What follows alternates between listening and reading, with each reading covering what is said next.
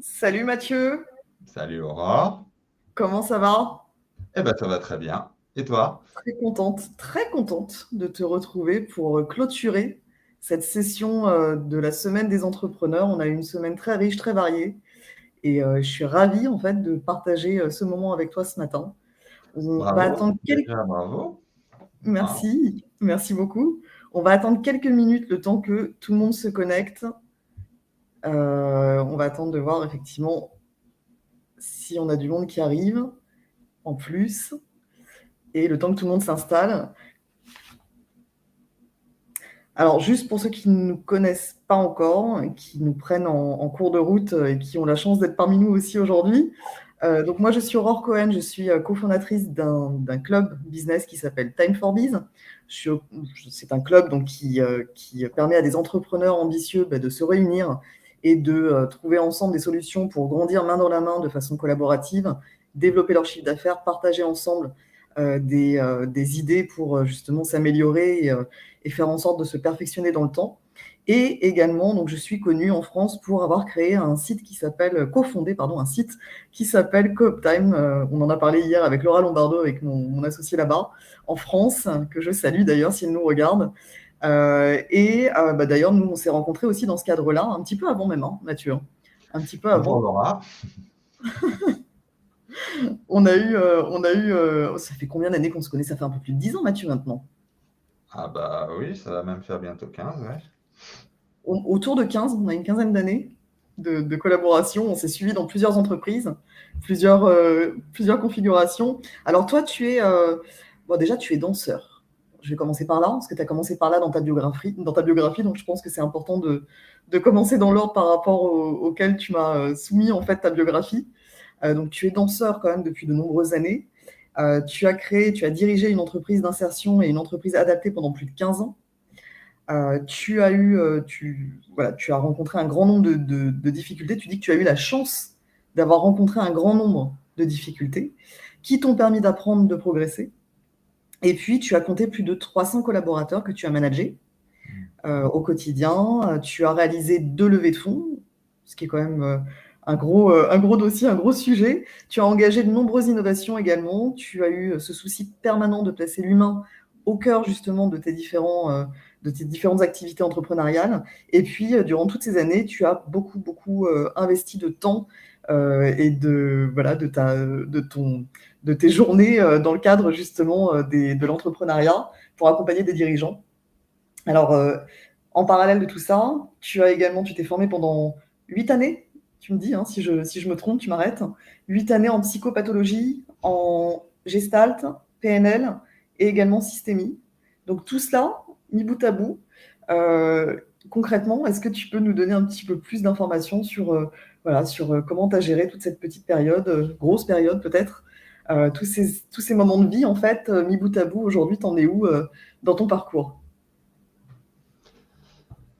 J'en suis où dans mon parcours? Moi, c'est une bonne question, ça. Euh, ouais, j'ai en effet démarré la danse quand j'avais 15 ans et j'ai créé ma première entreprise quand j'en avais 24. Euh, j'ai créé plusieurs entreprises. J'en ai eu une dans le secteur du nettoyage des locaux et j'en ai eu une dans le secteur de la collecte et la valorisation des déchets, euh, Mhm. une sous le modèle d'entreprise d'insertion pour les personnes particulièrement éloignées de l'emploi et une autre dans le domaine du handicap, ce qu'on appelle une entreprise adaptée. C'est des structures dans lesquelles il y a au moins 80% de collaborateurs en situation de handicap. Non, la législation a pas mal changé depuis, mais en tout cas, j'ai dirigé ces deux entreprises, Résilience et Le Petit Plus, pendant 15 ans. Ok. Et en effet, depuis 2005, d'ailleurs, parce que ça ne s'est pas arrêté, je n'ai pas passé une seule année sans dépenser moins de 5 000 à 6 000 € par an de budget de formation pour moi et sans passer environ minimum 1 à 2 jours par mois en centre de formation. Donc, je me suis beaucoup formé pendant depuis que j'ai créé mes entreprises. Avant, je me formais surtout sur la danse, mais après, je me suis formé à plein de choses. J'ai fait des Mhm. formations de dirigeants, une formation de développement durable, et puis après beaucoup de formations autour de l'humain, du management, de la psycho. Et en effet, je suis passé de 0 à plus de 300 collaborateurs, donc du coup, j'ai dû aussi gérer des enjeux de croissance. En combien de temps? 0 à 300 collaborateurs comme ça? En 10 ans. Ok. Donc ça s'est fait progressivement? Oui, oui, oui, bah, si tu veux, la première année, j'étais tout seul. J'ai fait 25 000 euros. La deuxième, 160. La troisième, 530. La quatrième, 1,2 million. Puis 1,8 million, puis 2,7 millions, puis etc., etc.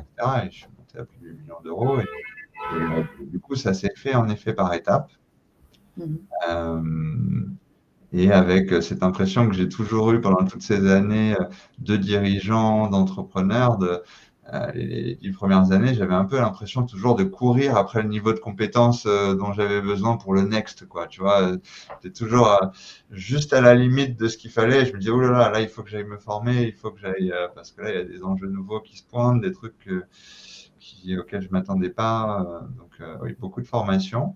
Et en effet, en parallèle de la direction de mes entreprises, j'ai toujours pris l'habitude de faire de l'accompagnement de dirigeants. Alors, soit des porteurs de projets, j'ai fait pas mal, soit des jeunes dirigeants qui dirigeaient leur boîte depuis 1 à 5 ans et qui étaient sur des enjeux de transformation ou qui étaient sur des questionnements sur leur entreprise et leur place dans leur entreprise. Donc, moi, c'est pas un truc finalement qui. 150 dirigeants, j'ai beaucoup été parrain, mentor et tout. Comment tu faisais avec l'emploi du temps que tu as? Bon, c'est assez simple, je calais ça moi à l'heure du déjeuner. Donc, ça me prenait pas énormément de bandes passantes. Et puis, je regardais bien sûr les business plans, j'échangeais. Et voilà, j'échangeais souvent avec les dirigeants par téléphone, en bagnole, entre deux trajets. Et puis, je les voyais, enfin, j'en voyais beaucoup. J'avais 2-3 déj par mois avec des dirigeants qui avaient besoin, soit certains que j'ai suivis pendant 1 ou 2 ans tous les mois, soit certains qui avaient plus ponctuellement des périodes où ils avaient besoin d'assistance. J'ai toujours fait ça en pro bono pendant que je dirigeais mes entreprises. Et moi, j'ai trouvé que, voilà, parce qu'il y a le côté c'est sympa, c'est altruiste, etc. Mais moi aussi, j'en ai tiré quelque chose, y compris en tant que dirigeant. C'est que cette pêche des entrepreneurs et cette créativité, cette énergie, etc., moi, quelque part, ça m'a aussi nourri beaucoup. On dit qu'on est les 5 personnes qu'on côtoie le plus. T'en penses quoi? C'est-à-dire, si tu t'entoures des personnes qui ont cette énergie, cette ambition, ce côté déterminé, l'abnégation, la résilience, clairement, ça fait partie en fait des qualités qui sont prisées en fait chez un entrepreneur. Souvent, on a besoin quand même d'avoir de la ressource et puis d'avoir aussi peut-être quelques failles, mais ça, on va en parler après, parce que c'est le thème justement de la webconférence d'aujourd'hui. On va parler de vulnérabilité du dirigeant. On a besoin de s'appuyer certainement sur un passé qui a pu être plus ou moins douloureux, et c'est ça qui nous donne aussi cette impulsion et cette envie de se battre et même si on se retrouve au tapis à un moment donné, de se relever et de se dire non, j'ai pas fini en fait. Je continue parce que j'ai envie de continuer et parce que j'ai cette dimension de la gagne et j'y crois en fait. Donc souvent, quand on s'entoure de personnes peut-être pathogènes, ce qu'on appelle pathogènes, est-ce que ça peut nuire à son impact personnel? Est-ce que ça peut nuire à son évolution? Qu'est-ce que tu en penses? Moi, j'utilise pas ce terme de personne pathogène. Je le comprends, hein, mais j'utilise pas ce terme-là puisque avec le métier que je fais aujourd'hui, je l'aurais peut-être utilisé il y a quelques années. Aujourd'hui, je l'utilise plus parce qu'avec le métier que je fais, ça me met en vigilance. Je me dis que je pourrais enfermer des personnes dans une case de personnes pathogènes. Ok. Tu vois, j'ai animé là lundi et mardi 2 jours de formation dans une entreprise adaptée sur les troubles psychiques en entreprise. Donc, du coup, je suis d'autant plus à l'affût. Ouais, on est dans Quelqu'un qui le sujet. peut être dans une énergie qui peut nous entraver, nous, en tant que dirigeants. Ça arrive, en effet. Parfois, c'est parce que l'autre est dans une énergie qui est pas chouette, mais parfois, c'est parce que nous aussi, notre énergie de dirigeant fait que l'énergie de l'autre, on va se sentir entravé. Moi, je dis souvent, hein, on a un ami commun, toi et moi, qui s'appelle Franck Fizel, qui dit souvent tout le On monde salue d'ailleurs, s'il nous regarde, on ne sait jamais. peut-être. Bonjour Franck, si tu nous regardes. Salut Franck. Et Franck dit souvent, j'ai beaucoup animé de clubs de chefs d'entreprise avec lui, j'ai animé des réseaux aussi beaucoup, et il disait souvent, tout le monde n'a pas la chance d'avoir eu des problèmes. Donc, tu vois, moi, dans cette idée-là, une des personnes avec qui j'ai été le plus en désaccord dans ma vie quand je fais la rétrospective, c'est moi-même. Donc, du coup, quand je regarde un petit peu la manière dont j'ai vécu ma vie de chef d'entreprise, et pourtant, j'essayais d'y mettre un peu de conscience, et pourtant, je formais sur organisation personnelle, je conciliais vie de famille, vie professionnelle, gestion du temps et des priorités. Et pourtant, bon, voilà, on en parlera, mais voilà, je me suis retrouvé à 3 heures du mat avec des palpitations cardiaques. 2 ans plus tard, je me suis retrouvé au lit pendant 3 semaines avec aucun autre symptôme, que j'ai plus de force dans mon corps, je comprends pas ce qui se passe. Je savais pas appeler ça burn-out à l'époque, mais voilà. Donc du coup, la manière dont j'ai vécu ma vie de dirigeant, j'aime cette part de moi qui est exaltée, qui aime créer, qui aime innover, qui aime être en avance sur son marché. Qui aime être meilleur que ses confrères. Enfin voilà, j'aime cette compétitivité, j'aime cet aller vers, comme on dit en Gestalt, et cette énergie que j'ai. Et en même temps, euh, il y a beaucoup de choses il y a beaucoup d'ingrédients que je souhaite plus du tout mettre dans ma vie aujourd'hui. De la manière dont j'ai été dirigeant. Donc, bon, voilà. Est-ce que aujourd'hui, par exemple, c'était pour illustrer cette histoire de pathogène, est-ce que Mhm. aujourd'hui, le dirigeant que j'ai été, je le considérerais comme pathogène pour la personne que je suis aujourd'hui? C'est probable. D'accord. Donc, en fait, le fait d'être pathogène, c'est plus pour soi-même et peut-être aussi de s'entourer. Parce qu'on parle beaucoup de la loi de l'attraction, hein. C'est-à-dire que le fait de justement d'attirer à soi une situation, ça ne fait que refléter finalement ce qui se passe à l'intérieur de soi et, euh, et de s'entourer justement d'un environnement qui fait que, bah oui, ça reflète aussi ce que je suis à l'intérieur à l'instant T. Ça fait écho ou c'est... Oui, et puis on va commencer déjà un peu à mettre les pieds dans le plat dans ce thème que je t'ai proposé là sur la vulnérabilité des dirigeants. Euh, En effet, on peut aussi, quand on est dans une dynamique de dirigeant, même pas peur, même pas mal, et moi je vais tout déchirer, et je vais tout réussir, et je vais tout conquérir, tous les marchés, je suis dans la croissance, et je suis dans le... Et voilà, et je regarde pas qu'à un moment je peux aussi euh, non, avoir de la vulnérabilité. Je peux m'entourer que de personnes qui vont conforter un petit peu cette vision du monde et cette vision de l'entrepreneuriat. Et en effet, je peux considérer, parce que je l'entends, hein, souvent c'est à la mode. Là, la mode en ce moment, depuis quelques années, maintenant, c'est les coachs. Donc tout le monde est coach Mhm. de tout. Et alors, maintenant, il y a aussi les coachs de vie, hein. Donc voilà, c'est à la mode. Et les coachs business. Donc tout est une question de mindset, tout est une question de si vous voulez, vous le pouvez, etc., etc. Et dans ces conseils que l'on entend toute la journée et qui, moi, me saoulent et me, et me rendent un peu triste aussi parfois, il y a éloignez-vous des personnes toxiques autour de vous, entourez de gens qui pensent comme vous, qui, C'est ce qu'on voilà, entend. ouais, c'est ce qu'on C'est ce entend, qu'on ils vont entend. vous tirer vers le bas, etc., même si c'est votre famille. D'accord, c'est une vision du monde. C'est une Mhm. vision du monde. Alors, la question d'après, c'est qu'est-ce que vous voulez qu'on en fasse de ces gens-là? On les enterre où une fois qu'on les a brûlés, une fois qu'on les a tués, une fois qu'on les... Qu'est-ce que vous voulez qu'on en Au fasse? bûcher. Voilà. Mhm. Donc, du coup, c'est une vision du monde que je trouve un peu violente. Bien évidemment qu'il y a une part que je comprends bien, et bien évidemment que il y a besoin aussi, il peut y avoir besoin pour des dirigeants, voilà, pour lutter contre la procrastination, pour être dans un état d'esprit positif, etc. Il peut y avoir besoin, en effet, d'être, enfin, et c'est même très précieux, d'avoir autour de soi des gens qui ont de l'envie, des gens qui sont rayonnants, lumineux, dynamiques, qui vont nous inspirer. Moi, je t'en Mhm. parle, mais j'ai beaucoup de gens qui m'ont inspiré. Mais je considère qu'en tant que dirigeant, pour être un bon dirigeant, ça peut aussi être une bonne idée de se balader dans la forêt avec les gens qu'on aime et de contempler. Hein, moi, j'ai ma thérapeute qui m'a dit il y a quelques années, c'est quand la dernière fois que tu as contemplé. Je lui ai dit content quoi? Donc voilà, c'est cette vision de écarter de vos vies les gens, tu vois, pathogènes ou toxiques ou machin. Ou waouh, je trouve ça assez violent. Ouais, je trouve ça assez violent Oui, alors et assez oui, clair comme vision de l'entrepreneuriat.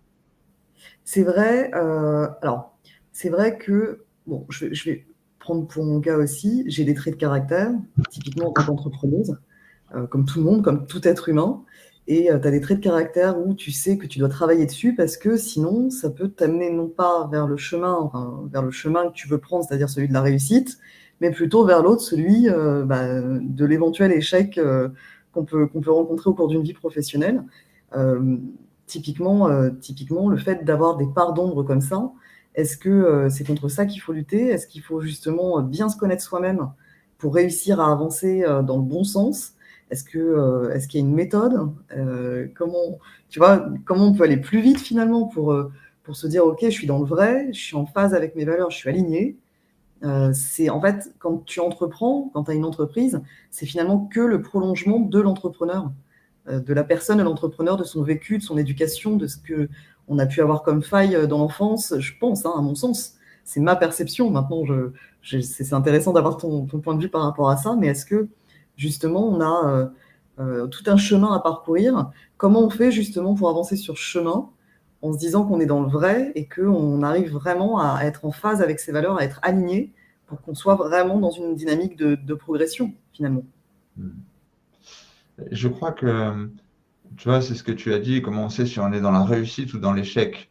Je pense que déjà sur ce thème de la vulnérabilité, euh, pour euh, quand on accepte euh, d'être vulnérable et quand on accepte qu'on n'est pas dans sa toute-puissance du dirigeant qui sait tout, déjà ça peut être intéressant de questionner cette histoire de la réussite et de l'échec. Mhm. Qu'est-ce que c'est réussir? Est-ce que je suis dirigeant, j'ai réussi parce que j'ai gagné plein d'argent et que ma boîte elle a atteint son chiffre d'affaires? Est-ce que tu as réussi? Moi, je ne sais pas. Tu vois, j'avais des entreprises sociales pour les personnes en situation de handicap et pour les personnes en situation d'insertion. Donc, on pourrait se dire, ah, c'est joli, ça a des valeurs, etc. En même temps, sur la fin, je me suis pris plus de 700 000 euros d'ardoise et j'ai failli aller au tapis. Et quand j'ai vendu mes entreprises, il manquait 2 zéros sur le chèque que j'aurais pu avoir 2 ans plus tôt. J'en ai beaucoup souffert et en même temps, rétrospectivement, je me dis que c'est une des meilleures choses qui ait pu m'arriver de ma vie. Donc en même temps, qu'est-ce que c'est que cette réussite? Et je vois beaucoup de dirigeants avec qui on pleure et qui baissent un peu les armes. Aujourd'hui, je suis psy, donc j'ai une approche aussi, et je suis plutôt, moi je fais de la gestalt thérapie, donc je suis plutôt dans le champ des psychothérapies humanistes. Donc du coup, c'est vrai que je regarde aujourd'hui les dirigeants d'une manière un petit peu plus holistique. Euh, et c'est vrai que je suis très touché par ces dirigeants qui, à un moment, se disent, mais bon, voilà, j'ai fait la checklist, ça j'ai fait, ça j'ai fait, ça j'ai fait, ça j'ai fait. Et comment ça se fait que aujourd'hui, je trouve que ça n'a aucun sens, mon histoire, qu'ils perdent du sens, en fait, dans ce qu'ils font. Donc, du coup, voilà, je crois que c'est intéressant. Tu parlais de l'histoire de vie, de ce qu'on a traversé. Oui, en effet, ça peut être intéressant de regarder qu'est-ce qu'on vient réparer avec Mhm. son entreprise. C'est quoi cette histoire que ça vient réparer? Qu'est-ce qu'on, on est loyal envers qui en dirigeant, en étant chef d'entreprise? Qu'est-ce qu'on reproduit? C'est quoi cette loyauté familiale ou ce flambeau qu'on reprend ou qu'on reprend pas? Est-ce qu'on est en Cette opposition? revanche, Ouais, cette est-ce qu'on revanche aussi, peut-être pense- de s'extraire de ces conditions. après quoi on court? Donc, du coup, c'est sûr que voilà, moi j'ai eu le 7h, 21h, 6 jours par semaine, je l'ai fait hein, pendant plusieurs mois. Euh, je dirais presque malheureusement, mais non, parce que j'ai pas envie de vivre avec des regrets. J'ai eu besoin de vivre ça à un moment de ma vie parce que ça venait raconter quelque chose de moi. Et c'est vrai que c'était Mhm. pas une période de ma vie où j'étais énormément disponible pour mettre de la conscience sur qui je suis et sur pourquoi je m'agite autant. Bon, voilà, je l'ai fait après. Je l'ai fait un peu pendant, non, c'est pas vrai, je l'ai fait les 5 dernières années. J'ai été dirigeant, enfin, je suis toujours dirigeant. je suis toujours aussi dirigeant, mais j'ai dirigé des entreprises avec des salariés, avec des chiffres d'affaires et des clients et des machins pendant 15 ans. Les 5 dernières années, j'ai mis beaucoup de conscience, oui, sur ce que je faisais et comment je le faisais. Mais voilà, en tout cas, c'est la réponse qui me vient. C'est déjà peut-être ne pas attendre. Souvent, c'est au moment de la transmission de son entreprise ou malheureusement au moment de la défaillance de son entreprise où les dirigeants, et ça arrive malheureusement, qui à un moment déclarent une maladie grave ou un enfant qui a un gros problème de santé, qui se disent, mais qui revoient leurs priorités, qui se disent, mais en fait. Oui. Donc peut-être quand c'est possible, et ça ne l'a pas été tout le temps pour moi, donc je suis surtout pas là pour dire c'est facile les gars, il n'y a qu'à Faucon, hein, je suis pas du tout, voilà, je réfléchis à haute voix avec toi aussi, hein, je veux surtout pas me positionner en meneur de leçon. On est là pour ça, pour réfléchir ensemble. Mais peut-être, oui, ne pas attendre ces moments qui peuvent être des moments, des étapes parfois dramatiques, parfois douloureuses, ne pas attendre ces moments-là pour questionner pourquoi on est dirigeant. Moi, je considère qu'être dirigeant d'entreprise, moi, je dis souvent, voilà, les patients, ils viennent en psychothérapie à des étapes importantes de leur vie, dans des moments importants, parce qu'il y a un deuil, parce qu'il y a une problématique existentielle, parce qu'on est en dépression, parce qu'on est en cours de séparation, parce qu'à un moment on se sent pas bien. Des étapes importantes, on vient en psychothérapie. Quand on est dirigeant d'entreprise à fort enjeu, en forte croissance, en forte transformation, quelle que ce soit de la gestion de crise ou de la transformation, parce qu'il y a de la peu importe. Quand on est un dirigeant en phase de forte transformation, c'est des périodes importantes de vie tout le temps. Donc, du coup, pour moi, en tant que dirigeant, on ne devrait pas s'exonérer d'un travail en thérapie pour mettre aussi de la conscience sur qui on est, comment on le fait, etc. Voilà. Mais c'est vrai que ça peut prendre du temps. Ça peut prendre du temps avant d'avoir le déclic, justement, et de comprendre, de donner justement du sens à son activité, à son pourquoi je me lève le matin. Alors, je me lève, je suis déterminée. Je me couche, je suis satisfait, j'ai fait tout ce que j'avais à faire dans ma journée. Je ne me suis pas du tout préoccupée, par exemple, de ma personne, mais voilà, j'ai fait ce que j'avais à faire, je suis contente, j'ai atteint mes objectifs pro, mais c'est vrai qu'on laisse souvent de côté, en fait, l'équilibre qu'on devrait normalement avoir, objectif pro, objectif perso, quelquefois, il peut y avoir effectivement ce déséquilibre dont on parle, et qui peut nous causer finalement une vie de couple aussi, qui peut nous causer un certain nombre de... voilà, le fait de ne pas voir ses enfants suffisamment, en tout cas, comme on aimerait. Donc, il y a un rééquilibrage à faire par rapport à ça, et c'est vrai que parfois, il est trop tard. On se pose, en fait, au moment où on est finalement dos au mur, quoi. On n'a pas le choix que de se poser. Moi, j'entends beaucoup de dirigeants très inspirants qui parlent justement de ce why, du pourquoi, en fait, je fais ça. Qu'est-ce qui fait en fait que je me lève le matin et que je vais tout donner et que je vais être super content de donner du sens à mon job et de transmettre ça, de transpirer ça auprès de mes collaborateurs. Est-ce que selon toi, il faut travailler justement sur ce pourquoi je fais ça? C'est-à-dire, je lance, ok, toi, tu vois, typiquement, moi, tu as toujours été un exemple pour moi d'entrepreneur parce que tu as donné du sens justement en mettant en œuvre une entreprise avec des travailleurs handicapés qui étaient en mesure justement d'apporter un savoir-faire, une expertise. Et je trouve que voilà, de travailler dans le monde de l'économie sociale et solidaire, c'est quelque chose qui est pour moi extrêmement beau, extrêmement... voilà, j'ai toujours eu beaucoup d'admiration par rapport à ça. Et du coup, est-ce que c'est toujours nécessaire en fait pour un entrepreneur, selon toi, de donner tout de suite du sens à ce qu'il fait pour réussir, ou est-ce que ça vient avec le temps, on apprend en fait, on se lance comme ça et puis on voit ce qui se passe et puis après on commence à avoir du sens, ou est-ce que ça doit venir avant, on doit réfléchir avant à ce qu'on veut faire? Voilà, comment tu vois toi la chose? Je crois que je parle moins dans le monde de l'entreprise aujourd'hui. Je parle encore un petit peu, mais je parle moins dans le monde de l'entreprise. Et je crois que plus les années passent et plus ma vision est en décalage avec toutes les personnes qui parlent du monde de l'entreprise. Donc, ça va être un peu en décalage avec ce que tu... Enfin, ça va être, je pense, à un autre endroit, puisque j'entends ce why des PNListes et des systémiciens et des coachs. J'entends ce why, il faut faire votre why. Ok, c'est quoi vos valeurs, etc., etc. Mais tu vois, je trouve en même temps, même si c'est bien sûr un travail essentiel et que les dirigeants en sortent en disant waouh, c'est super, j'ai trouvé mon why, ça y est, maintenant je sais pourquoi je me lève le matin. Ok, ça donne de la motivation et c'est pertinent de faire ce why-là. Ok, d'accord. Et en même temps, je te dirais que nous, ce qu'on sait, les psys, c'est que quand un patient il arrive dans ton cabinet à la première séance en te placardant comme un 4x3 sur le périph', là, moi, ce que je veux travailler, c'est ça, mon problème, c'est ça, et je veux régler ça. Ce qu'on sait, c'est que le problème est ailleurs. C'est que dans 2, 3, 4 ans, on en rira de cette première séance, de ce après quoi je courais. Donc, je crois que quand j'avais 24 ans, que je crée ma première entreprise et que je fais mon why, j'aurais écrit un truc, 15 ans plus tard, j'en aurais écrit un autre. Et qu'en réalité, aujourd'hui, quand je regarde ce why, qui est plus juste un truc de valeur, tu vois, de ah, ça c'est mes valeurs, c'est pour ça que je le fais, etc. Qui est bien, encore une fois, hein, mais c'est vraiment trop en surface, me semble-t-il.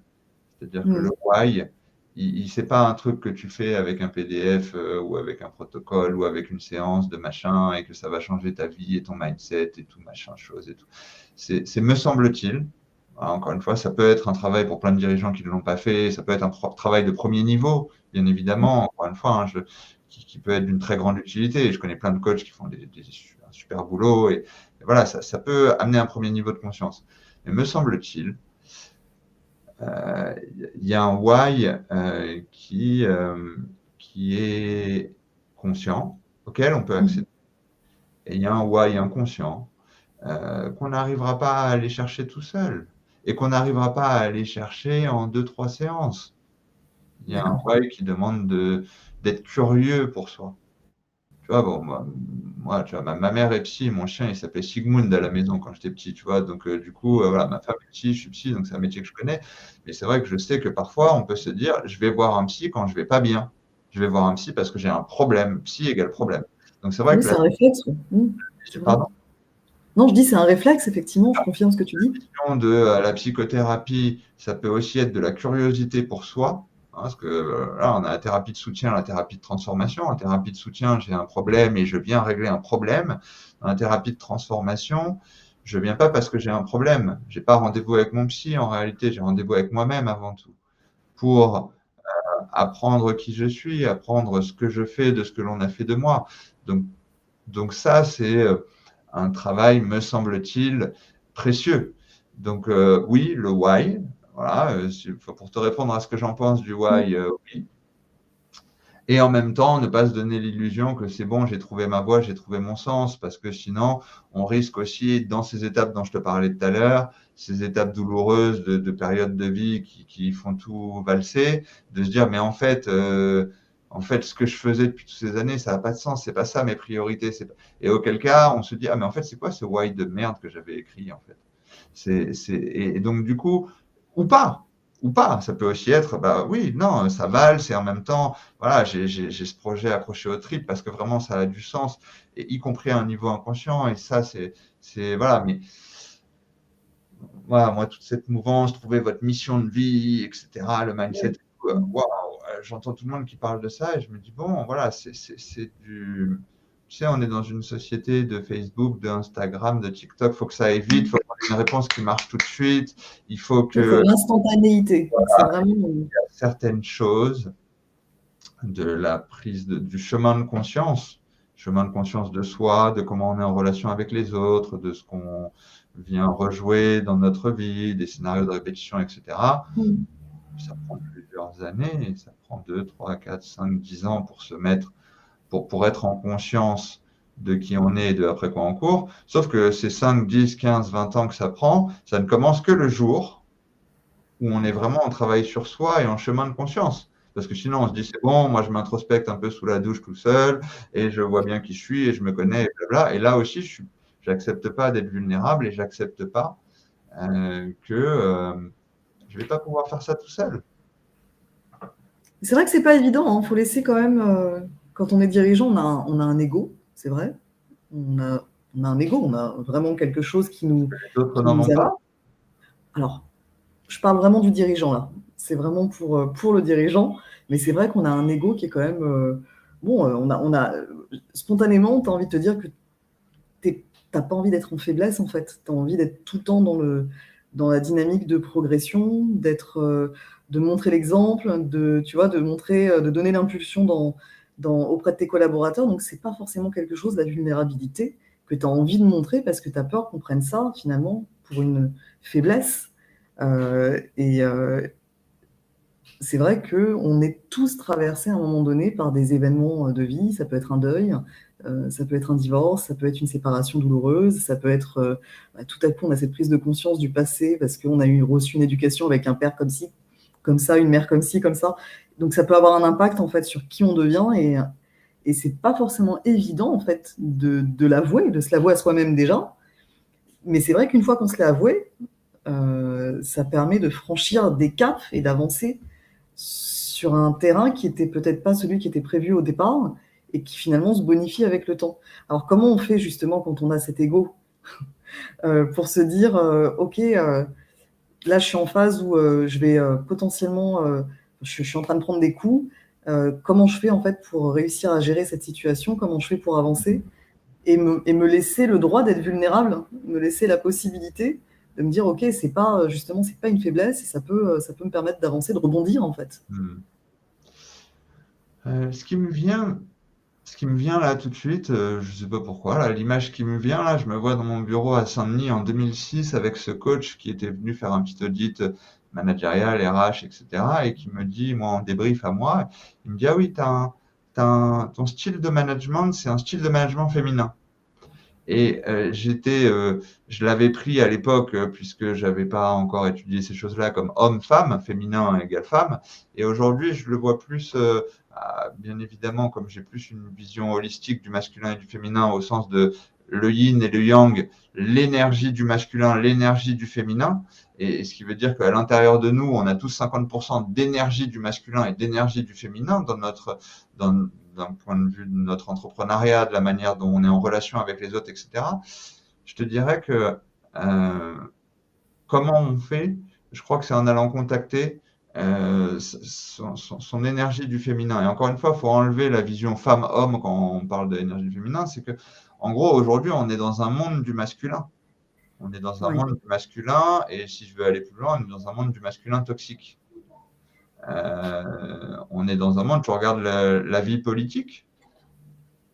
La vie politique, moi je regarde ces personnes-là, et la très grande majorité, pardon, pour ceux qui sont en conscience et qui travaillent sur qui ils sont et pourquoi ils font ce métier-là et qui sont bien en conscience avec ça. Donc pardon pour cela, mais de ce que je vois, ils sont vraiment très peu.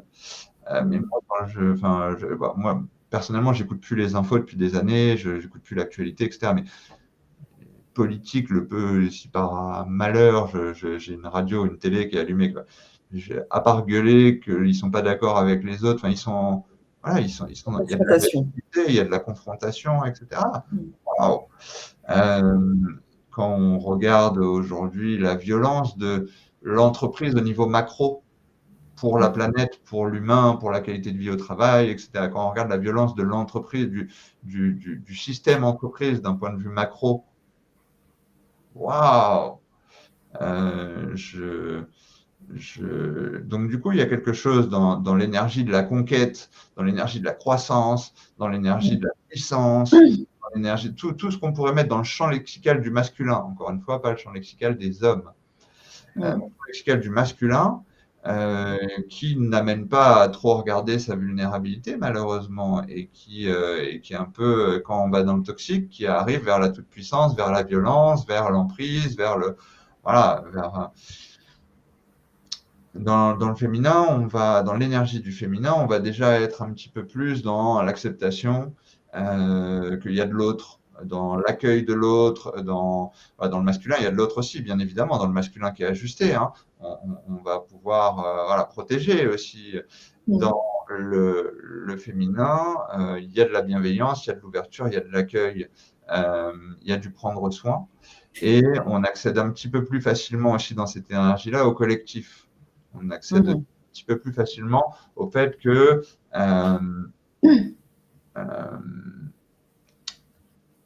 qu'on est un écosystème, qu'on est interdépendant et que l'on va, en s'appuyant sur les autres, créer de la richesse humaine, créer du sens, s'épanouir.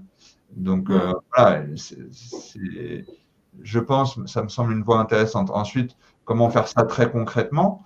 Je crois que malheureusement, les dirigeants, et ça tu l'as bien pointé du doigt, ils ont, voilà, on peut dire ego, on peut dire caractère, on peut dire tempérament, on peut dire plein de choses. En effet, ça je connais ça plutôt bien pour avoir eu la tête en pierre quand même pendant pas mal d'années.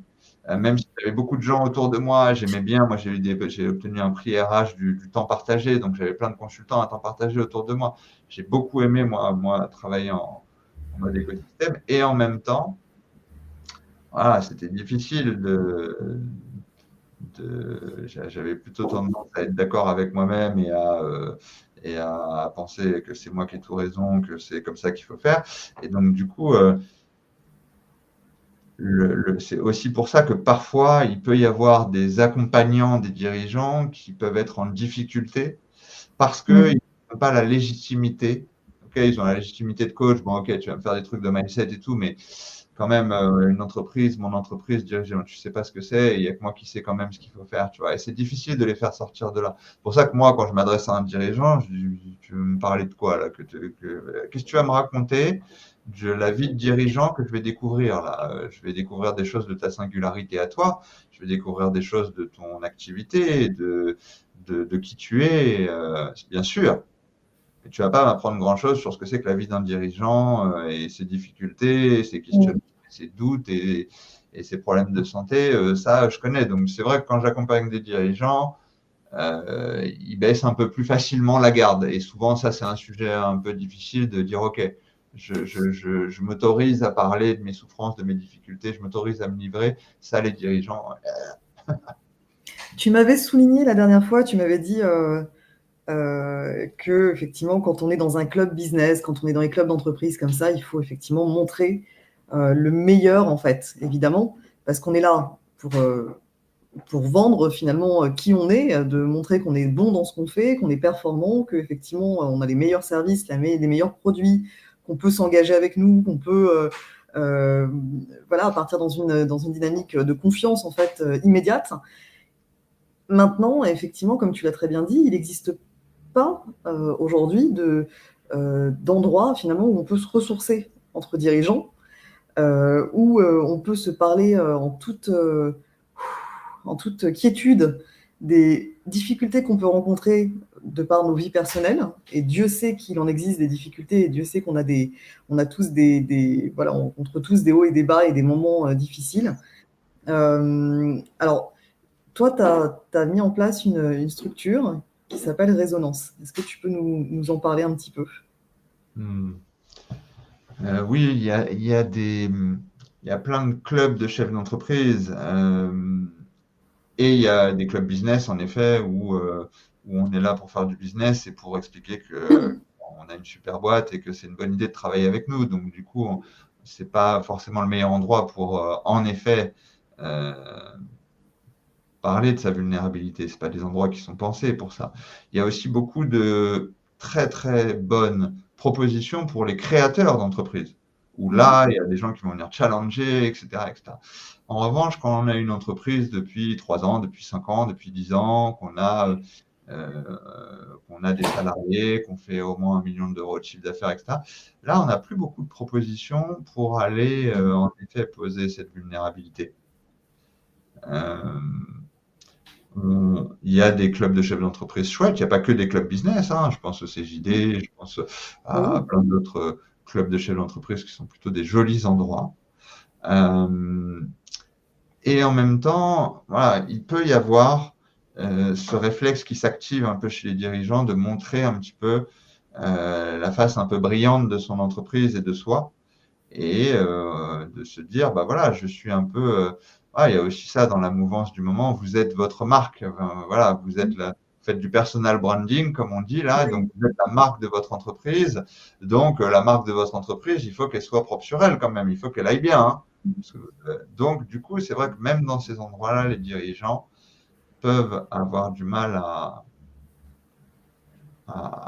contacter cette vulnérabilité-là. Moi, c'est le constat que je fais. Je l'ai vu, j'ai été assez ému par tous ces dirigeants que j'ai accompagnés en individuel et par et par ses larmes, et par ses doutes, et par ses questionnements, et par le fait que je sais, pour avoir été aussi mentoré, et pour avoir eu des mentors avec qui j'ai pu me livrer, que c'est des endroits très rares et très privilégiés pour les dirigeants, d'avoir cette chance-là, d'avoir un espace dans lequel on pose des choses que parfois on ne pose pas à nos femmes, à nos maris, à nos enfants, à nos actionnaires, à nos salariés, etc. Et je pense que vraiment, ça préserve la durabilité des projets, la santé des dirigeants. Enfin voilà, je pourrais te faire la liste de tout ce pourquoi ça me semble essentiel. Et donc, du coup, voilà, j'ai fait beaucoup ça en individuel et je me suis dit, je crois, moi, j'aime beaucoup le travail groupal parce que j'aime beaucoup la thérapie de groupe, j'aime beaucoup ce que ça permet, j'aime beaucoup le travail en groupe d'une manière générale. Et je me suis dit, ça pourrait être intéressant de reproduire cette expérience du mentorat. Tu vois, moi, j'ai co-créé 2 clubs de mentorat aussi, donc je connais plutôt bien le mentorat pour entrepreneurs. J'en profite pour saluer Bénédicte Sanson, le réseau M, réseau maintenant qui s'appelle, enfin voilà. Du coup, je me suis dit que ça me semble quelque chose qui n'existe pas aujourd'hui pour ces dirigeants-là, qui existe depuis à minima 3 ans, qui ont à minima une dizaine de collaborateurs, qui font à minima 1 million d'euros de chiffre d'affaires. Un endroit où on va pouvoir se réunir entre entrepreneurs pour pouvoir poser sa vulnérabilité, mais aussi pour pouvoir très concrètement poser des enjeux stratégiques. Donc, donc résonance, j'ai mis dans le chat, là, j'ai mis la présentation de résonance, mais résonance, enfin, il est en téléchargement. On va pouvoir la télécharger de toute façon à l'issue de, oui. de la webconférence. Avec le replay, oui, tu m'as dit que tu allais mettre aussi avec la présentation de résonance. En gros, résonance, c'est un groupe d'analyse de pratique et de soutien pour dirigeants. L'analyse de pratique, qu'est-ce que c'est? Finalement, quand tu as un coach qui vient te faire travailler sur qui tu es, sur ton why dont on parlait tout à l'heure, ton mindset, etc., ce n'est pas l'expert métier. Donc, lui, il ne va pas mettre les mains dans le moteur de ton métier. Moi, je fais de l'analyse de pratique parce que j'ai été dirigeant, donc je vais mettre les mains dans le moteur de ton métier de dirigeant. Ce qui veut dire que tu vas me parler de quoi?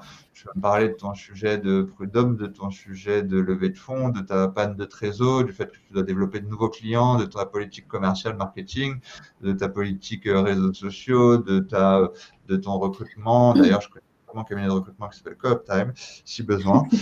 De ton organisation, de tes RH, de ta finance, de ton commerce. Tous ces sujets-là, voilà, je les appréhende plutôt bien, donc on va pouvoir aborder ce sujet-là. L'analyse de pratique, c'est un peu comme un codir externalisé. C'est-à-dire qu'une fois par mois, tu as ta réunion de codir. Et là, bien sûr que moi, je vais pouvoir challenger ces sujets-là, mais je n'ai pas la prétention de pouvoir challenger tous les sujets qu'un dirigeant m'apporterait. Bien au contraire. Donc, je suis là. Et c'est des groupes de 6 dirigeants qui se réunissent tous les mois. Donc, quand tu amènes ta thématique, tu as aussi 5 autres dirigeants qui vont pouvoir raisonner à ce que tu amènes. Donc, je vais te challenger, mais tu as aussi les 5 autres dirigeants, peut-être des compétences que je n'ai pas, qui ont des compétences que je n'ai pas, qui ont un parcours de vie que je n'ai pas, qui vont avoir une vision que je n'ai pas. Et donc, les dirigeants, c'est souvent, voilà, ça arrive souvent que ce soit des personnes qui ont des idées un peu en décalage, qui vont un peu vite, qui sont un peu innovants. Donc, ils vont pouvoir aussi raisonner. Donc, ça, c'est l'analyse de pratique. Et ensuite, il y a le soutien. C'est là où on arrive aussi. Et dans les 2 cas, on parle de vulnérabilité. Parce que dans l'analyse de pratique, j'amène un je ne sais pas faire. Ça, pour un dirigeant, ou je ne sais pas faire, j'ai besoin de conseils. Parce que là, tout seul, j'y arriverai pas. Souvent, les dirigeants, ils n'osent pas, ne serait-ce que se dire ça à eux. C'est vrai. Je dis souvent d'ailleurs, quand tu es dirigeant, tu connais cette phrase par cœur, quand tu es dirigeant, tu ne dois pas exceller dans tous les domaines, mais tu dois tous les connaître.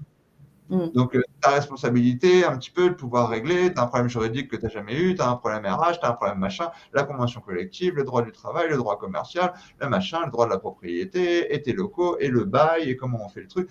Voilà, et un contrat commercial, et les conditions générales de vente, et une DUE, et enfin, tu te dois de connaître tous ces sujets. Donc, au bout d'un moment, tu pars peut-être du principe que, voilà, tu n'es pas censé demander de l'aide, quoi, faut te démerder. Ce qui contribue à ton envie d'apprendre, d'être en croissance, c'est chouette, mais qui parfois peut te desservir parce que tu ne tires pas la sonnette d'alarme suffisamment tôt. Donc là, tu vas pouvoir vraiment venir amener un sujet très opérationnel qui concerne ta boîte tous les mois, un peu comme dans ton codir, avec 6 autres dirigeants qui vont être là et qui vont challenger ton sujet. Et ensuite, Ok. le c'est j'arrive chaque mois et je viens, ce mois-ci, j'arrive peut-être avec un sujet un peu plus émotionnel. J'en ai ras le cul, j'arrive plus à concilier vie de famille, vie professionnelle, je perds du sens dans ce que je fais, je suis en conflit avec mes salariés ou avec mes actionnaires, j'ai envie d'arrêter, ou j'ai envie de faire différemment, ou je travaille en famille et c'est compliqué, ou enfin, voilà, j'arrive avec un sujet plus émotionnel. Et là, c'est des sujets que je vais pouvoir accueillir aussi, de par mon métier de Gestalt praticien, je vais pouvoir aussi accueillir ces états émotionnels et les challenger. Et là aussi, je vais pouvoir parler aussi de ce que ça me fait vivre, moi, de recevoir ces témoignages et de témoigner de mon expérience. Et là aussi, tu as 5 autres dirigeants qui vont pouvoir dire comment ça les touche et comment ils traversent des choses qui sont souvent similaires. Comment peut-être, eux, ils ont traversé ces étapes-là. Donc voilà, c'est pour ça que j'ai vraiment beaucoup d'affection pour le travail en groupe. C'est vraiment, ça permet de faire émerger des choses beaucoup plus puissantes qu'en individuel. Et là, voilà, ça demande bien sûr d'être dans un groupe, c'est 6 dirigeants qui se voient pendant à minima 1 an, c'est toujours les mêmes dirigeants qui se C'est réunissent tous toujours les les mois. mêmes, c'est ça que je voulais demander. Toujours les mêmes, on signe une clause de confidentialité, et bien évidemment, il n'y a pas deux dirigeants du même secteur d'activité pour que justement ça favorise cette connaissance mutuelle, cette confiance, et qu'on soit dans un espace qui soit vraiment sécure pour qu'on puisse déposer ces choses qui sont parfois souffrantes, qui puissent concerner notre entreprise, mais qu'on puisse les déposer en toute confidentialité. Si on a un questionnement sur la vente de son entreprise, on n'a pas envie que ça se sache sur toute la place. Alors voilà, ou ce genre de choses, bien évidemment. Si on va pas bien et qu'on est le dirigeant d'une grosse boîte et qu'on est en période de levée de fonds, on n'a pas forcément envie de savoir que les fonds chez qui on va frapper à la porte, il n'y a pas forcément l'envie d'entendre que là, on est en pré-dépression, en dépression, ou qu'on n'en peut plus, ou qu'à un moment, on est en cours de divorce et que ça va pas, ou je sais pas quoi. Donc, voilà, c'est un endroit où on va pouvoir déposer aussi ces états émotionnels un peu chargés. Ok, en toute bienveillance. C'est ça qui est fabuleux. L'idée est très complémentaire, en fait, finalement, avec le fait de faire partie d'un autre groupe, d'un groupe de travail vraiment orienté business. Donc ça, c'est une chose. Et puis d'avoir cette possibilité de pouvoir vraiment se dire, OK, j'ai la possibilité de déposer en fait ce que j'ai sur les épaules, ce que je porte, le quotidien, parce que c'est vrai on a tous des quotidiens très chargés, et surtout quand on gère une entreprise, c'est vrai que c'est quand même pas rien. Donc je pense que effectivement c'est un vrai sujet. Ça commence quand, normalement, les prochaines Alors, séances de démarrage? ouais, ça faisait une petite année que je me demandais ce que j'allais faire quand je serais grand. Et voilà, j'avais envie, en tout cas, je suis vraiment passionné par mon métier actuel de psy. Enfin, vraiment, je prends beaucoup de plaisir et ça a beaucoup de sens pour moi. Tu parlais du why tout à l'heure, un sens que je suis allé déplier au-delà du why de surface. Mais ça a beaucoup de sens pour moi. Et en même temps, j'avais envie de me dire, mais tiens, il y a cette population des dirigeants que je connais bien et que je vois beaucoup en souffrance et je les entends, je les vois et je me dis, tiens, là, à cet endroit-là, j'aimerais aussi proposer quelque chose. Donc voilà, j'ai écrit ça. Je suis vraiment ravi de l'accueil de tous les dirigeants que j'ai contactés. Je vais démarrer 2, 3 groupes là en fin d'année. Déjà, là, je fais un octobre, novembre, décembre où déjà les Ok, dirigeants qui sont intéressés sur le principe de venir expérimenter pourront venir totalement gratuitement pendant ces 3 mois. Donc d'accord. déjà, l'idée, c'est de ne pas faire un truc marketing pourri là. L'idée, c'est que pour travailler ensemble dans un espace comme ça, il faut apprendre à se connaître. Il faut venir vérifier si c'est une période de notre vie où on est à l'aise pour faire ce travail-là, qui est un travail sur soi. On est à l'aise pour avoir un codir externalisé, pour aborder des sujets stratégiques de sa boîte, de développement, de croissance, de transformation avec d'autres dirigeants. Est-ce qu'on est à l'aise pour élargir sa gouvernance comme ça? Donc, il faut venir l'expérimenter. Donc, c'est pour ça que voilà, là, je me suis dit, je ne vais pas faire un truc où il y a un engagement, où c'est payant, etc., etc. Je vais faire un truc où venez déjà, apprenons à nous connaître, apprenez à connaître ces 5 autres dirigeants. Vivons ensemble ce groupe pendant 3 mois. Ça se passe qu'en présentiel, Ok. pas de Il vie. n'y a pas de distanciel comme ça. C'est Pour l'instant, non. Ok. Moi, en tout cas, très égoïstement, pour mon expérience personnelle de démarrage de ces groupes, j'ai envie de vivre le contact J'ai compris. avec les dirigeants. Peut-être que fort des expériences des premiers groupes et de ce que vivent ces dirigeants, peut-être que ça me donnera envie, ou si j'ai les demandes, enfin voilà, avec des dirigeants qui me disent, voilà, ça correspond vraiment à un besoin, mais je suis en province, je suis à l'étranger, je suis dans le monde francophone, et j'aurais vraiment besoin de ça. Bon, voilà, moi, en psychothérapie, je travaille aussi, et en sexothérapie, je travaille aussi beaucoup en visio. Donc, du coup, voilà, je m'interdis pas de faire de la visio, mais c'est vrai que là, pour l'instant, ce qui me donne envie prioritairement, c'est d'être là en présentiel. Donc, pour l'instant, ça va se passer en Île-de-France, à Paris, mais pas que. Pour l'instant, c'est en présentiel. Et si j'ai beaucoup de demandes, en effet, je pourrais démarrer un groupe aussi totalement gratuit, octobre, novembre, décembre, s'il y a beaucoup de dirigeants que ça intéresse. Voilà. Donc, l'idée, c'est de Ok. démarrer 3 mois sans aucun engagement, sans aucun frais, pour vivre 3 mois de codir externalisé, de soutien, donc d'être dans un groupe résonance et de se dire, OK, ça me branche de m'engager pour un an et de travailler sur moi. Pour répondre Ok. à ta question, ça démarre en octobre. Ok. Donc, octobre, novembre, décembre, possibilité de rejoindre un groupe de 6 personnes qui vont s'entraider, qui vont s'écouter, qui vont être dans une démarche bienveillante et avec une écoute active, comme c'est ton cas, Mathieu. Et l'idée, c'est vraiment de partager et d'avancer ensemble, de pouvoir trouver des Mm. solutions ensemble. Et c'est extrêmement brillant comme idée. Je trouve que c'est vraiment nécessaire, c'est une nécessité absolue quand on n'a pas le temps de se poser, justement, qu'on n'a pas le temps, on a la tête dans le guidon et qu'on est complètement, parfois, on a du mal à comprendre ce qui se passe dans notre tête et dans nos émotions, dans notre façon de réagir à certaines situations, que ce soit avec des collaborateurs ou avec des membres de son équipe aussi, parce qu'il y a quand même une dynamique aussi à avoir avec des associés. Quand on a des associés, c'est pas évident non plus.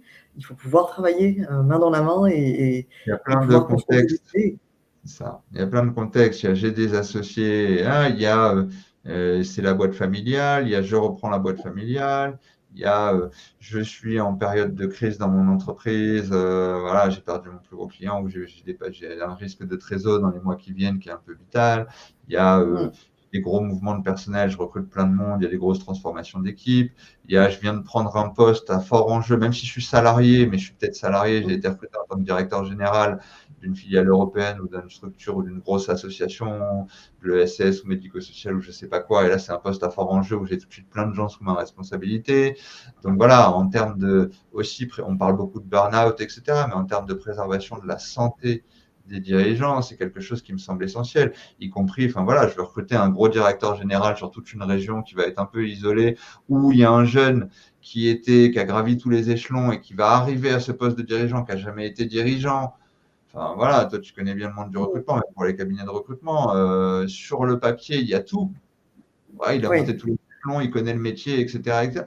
Ce qu'il n'y a peut-être pas, c'est une capacité à gérer le stress, une capacité à savoir qui on est, une capacité à demander de l'aide quand on est. C'est ça aussi, au bout d'un moment. Qu'est-ce qui fait que ça lâche? Qu'est-ce qui fait qu'au oui, bout d'un moment, pour un dirigeant, ça lâche vraiment? D'une, il ne se connaît pas bien lui-même.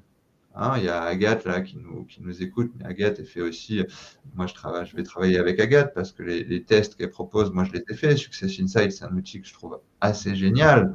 Donc, c'est pour ça que extraordinaire. j'ai décidé de bosser avec Agathe et qu'on s'est vu et qu'on s'est parlé. Mais parce que déjà, voilà, ça peut être un premier niveau de compréhension de qui on est. Et puis après, il y a le corps, le grand oublié. Hein, moi, je ne fais pas de la psychanalyse, qui est un formidable outil, c'est génial la psychanalyse, mais je fais des thérapies psychocorporelles, et en particulier de la Mm. gestalthérapie, donc le corps est beaucoup invité dans ma pratique. Et c'est vrai que le D'accord. dirigeant, il est aussi dans quelque chose de très intellectuel, de très mental, etc. Et donc il se dit, ah bah, je vais aller faire du sport en fin de journée, comme ça j'équilibre. Ben non, toute la journée de dirigeant, on peut être en contact avec son corps. Au début, ça ne va pas. J'imagine qu'il y a plein de dirigeants qui vont m'écouter, qui vont dire, mais qui s'y raconte, lui, on l'a perdu. Il s'agit quoi? Il s'agit de faire des burpees entre deux réunions? Non, c'est pas de ça dont on parle. Pas du tout de ça. Moi, au bout d'une dizaine d'années, je me suis remis à la méditation, au yoga, etc. je me déplaçais beaucoup, j'avais 4-5 rendez-vous par jour, mais comme je ne sais pas arriver en retard à un rendez-vous, j'arrive toujours très en avance à chaque fois, parce que c'est comme ça que ça fonctionne. Mais du coup, comme j'étais toujours prêt en avance, au lieu de checker mes mails et de passer des coups de fil entre deux rendez-vous, bah, je prenais 15 minutes, je posais une main sur mon ventre et je respirais, et je me mettais en contact avec où j'en suis. Un peu comme des checkpoints tout au long de ma journée. Mm. Faire baisser mon niveau de stress, pour regarder où j'en suis de mes tensions corporelles, etc. Mais souvent, les dirigeants, ils se couchent le soir et au moment où ils sont allongés, ils poussent des cris de douleur de « Ah, mais au fait, j'avais un corps ». Donc en fait, le Mm. corps, c'est devenu qu'un véhicule pour se transporter d'une réunion à un autre, pour aller en télétravail. Mais et sinon, on va faire du sport, on va courir, on va machin. Mais on n'est pas dans le corps en conscience. Donc voilà, encore une fois, il y a des gros enjeux de préservation de la santé des dirigeants qui se mettent vraiment en danger, qui sont vraiment en souffrance. Et je crois que c'est ça aussi qui fait sens aujourd'hui pour moi. C'est de dire, OK, les dirigeants, je vais leur dire, bon, c'est pas vos problématiques très opérationnelles qui vont me faire peur, les gars. Franchement, ce que j'ai vécu pendant 15 ans, vous avez vu tous les plus de 150 dirigeants que j'ai accompagnés, vous allez me raconter des trucs qui vont être nouveaux pour moi. Je vais découvrir des choses, je vais apprendre des choses avec vous, mais je ne vais pas tomber de l'armoire non plus. Donc allons-y, parlez-moi de votre panne de trésor, parlez-moi de votre enjeu commercial, parlez-moi de votre site internet, parlez-moi de vos enjeux de recrutement. Allez, allons-y, il n'y a pas de problème.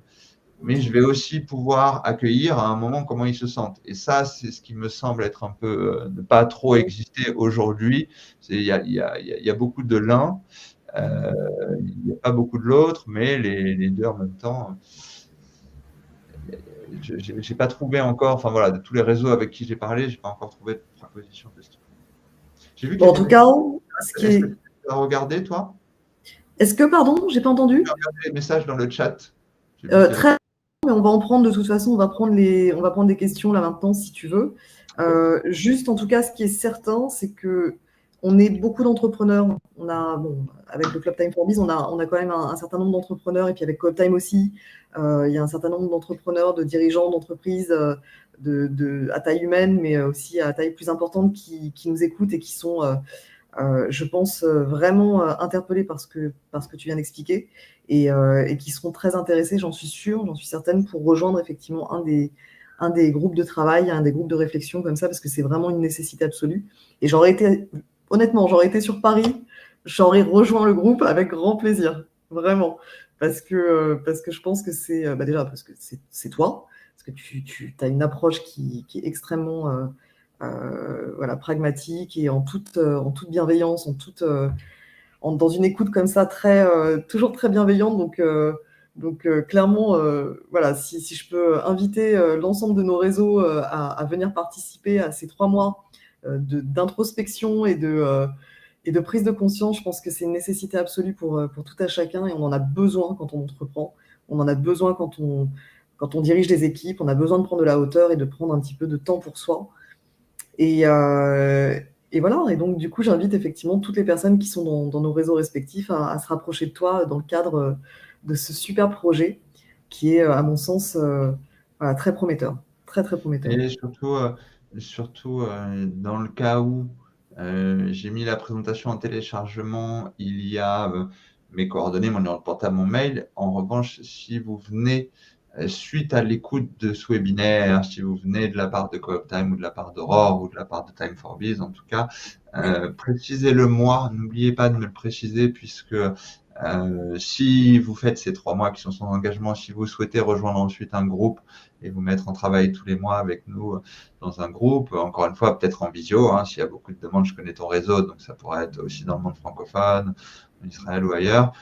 Mais en tout cas, si vous souhaitez rejoindre un groupe, précisez bien que ça vient de la part d'Aurore, puisque moi, j'ai prévu des conditions un peu particulières pour les amis et pour les gens qui viennent de ta part, puisque, encore une fois, ça fait 15 ans qu'on travaille ensemble, et avec ces groupes aussi, j'ai ce luxe-là ça va être important pour moi de regarder aussi qui rejoint les groupes, et en tout cas, humainement, j'ai envie de créer quelque chose qui soit du bon, voilà, un endroit où en tout cas on ressorte de là avec quelque chose qui est venu répondre à des questions techniques, est venu soulager une éventuelle lourdeur émotionnelle, mais aussi que ça nous ait fait du bon et que ça nous ait fait un moment d'humanité sympa. Donc du coup, je cherche aussi On a besoin de ça. On a Ça. vraiment besoin de ça. On a été très isolés en plus, surtout pendant la période Covid, où ça a été extrêmement difficile pour beaucoup d'entre nous. Et je pense qu'on a besoin justement de se renforcer, de serrer les coudes et d'être justement dans une dynamique comme ça de groupe. Mais toi, c'est pour ça que je précisais ça, c'est parce que comme je sais comment tu travailles et les gens dont tu t'entoures, c'est pour ça que je précisais de ne pas oublier de dire qu'ils viennent de ta part, parce que je crois que ça m'intéresse aussi de pouvoir bénéficier de ton réseau qui, je sais, moi, voilà, je le dis, hein, j'ai beaucoup recruté aussi par ton biais et par le biais de Coop Time, et ça m'a quand même beaucoup servi dans mes entreprises de recruter des talents grâce à toi.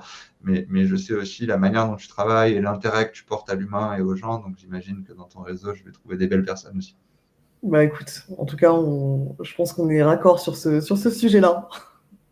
Est-ce que tu veux qu'on prenne... Alors, il nous reste plus de temps, mais c'est pas grave, on va quand même prendre 2-3 minutes pour prendre des questions, si toutefois vous en avez. Alors, on a David qui nous a dit « Malheureusement, j'arrive trop tard, mais je vous invite aussi à lire notamment tous les travaux de Joanne Tronto, notamment sur les éthiques du Caire. » Je ne sais pas si ça te parle ou pas, Mathieu.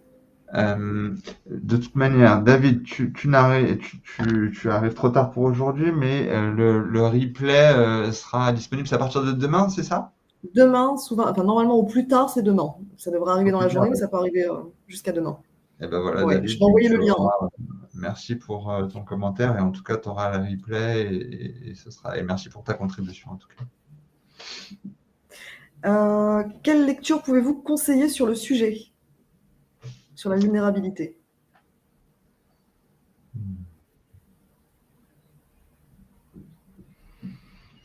Le chevalier à l'armure rouillée. Le chevalier À à l'armure l'armure rouillée. rouillée, ok. C'est C'est de un quel auteur? best-seller mondial. Est-ce que je l'ai là? Je vais le noter dans le chat. Oui, oui, mais enfin, si vous tapez le chevalier à l'armure rouillée, de toute manière, vous ne pourrez que le trouver puisque c'est un best-seller mondial. Et en tout cas, c'est un livre que je conseillerais très volontiers aux dirigeants et dirigeantes. Ça me semble, en tout cas, dans l'ordre, c'est celui que je proposerai en premier. Ok. On a Agathe qui nous dit « Humaniste et efficace, quel bonheur pour ses oreilles et ses émotions. » Salut Agathe. Bonjour Delphine également. Ok, bah écoutez, je ne sais pas si vous avez encore une ou deux questions. Et si ce n'est pas le cas, en tout cas, je vous laisserai prendre contact avec Mathieu. On va mettre le document à télécharger pour que vous puissiez le télécharger. Et effectivement, on se fera un plaisir de vous accompagner dans le cadre de vos demandes, de vos questions. En tout cas, moi, j'ai été ravie de clôturer cette semaine des entrepreneurs avec toi, Mathieu. La boucle est bouclée, tu vois. C'est un Il plaisir. nous fallait, voilà. Comment? C'est un plaisir, toujours. Ben, moi aussi, il nous fallait en fait Bravo à toi aussi pour ce boulot énorme là. C'est waouh. Mais comme tu dis, on est bien entouré. À partir du moment où on a un joli réseau et des belles personnes autour de nous qui ont envie de participer à une belle aventure humaine, c'est voilà ce que ça donne. Ça donne des beaux moments comme ça de partage et de collaboration. Et en tout cas, moi, j'étais ravie de recevoir toutes ces personnes qui ont enrichi en fait cette semaine des entrepreneurs francophones. On était entre France, Belgique, Suisse, Israël, le Canada. On a échangé aussi avec des personnes de Kinshasa. Enfin, ça a été complètement fou. C'était une très, très belle semaine. Encore merci à tous pour votre participation active. On remet ça très, très vite. J'ai pas encore de date, mais on remet ça bientôt. Parce que moi, ça m'a plu. Et donc, je pense qu'il y a plein de sujets encore à aborder sur plein de thématiques différentes. Et j'espère que tu en feras partie encore, Mathieu, et tous ceux qui nous ont regardés également. Je vous dis à très vite. Vous pouvez nous rejoindre pour ceux qui le souhaitent sur Time for Biz. Pour devenir membre, vous tapez www.time, le chiffre 4, biz.com. Pour devenir membre, il vous suffit simplement de remplir un dossier de postulation. Vous aurez 2 entretiens de présélection pour qu'on valide avec vous vos envies, vos intérêts, vos attentes et qu'on voit si ça matche effectivement avec les valeurs du club et ce qu'on attend d'un entrepreneur au sein de Time for Biz. Et puis, si effectivement c'est le cas, à ce moment-là, on sera ravis de vous accueillir et de partager d'autres beaux moments ensemble de façon collaborative et constructive. Voilà. Mathieu, je te souhaite une super bonne journée, un bon week-end, beaucoup de succès dans le cadre de ton incroyable projet. On va tout mettre en œuvre pour le faire connaître et pour le propulser. Merci à tous, une belle journée et un très très bon week-end. À bientôt. Salut Mathieu.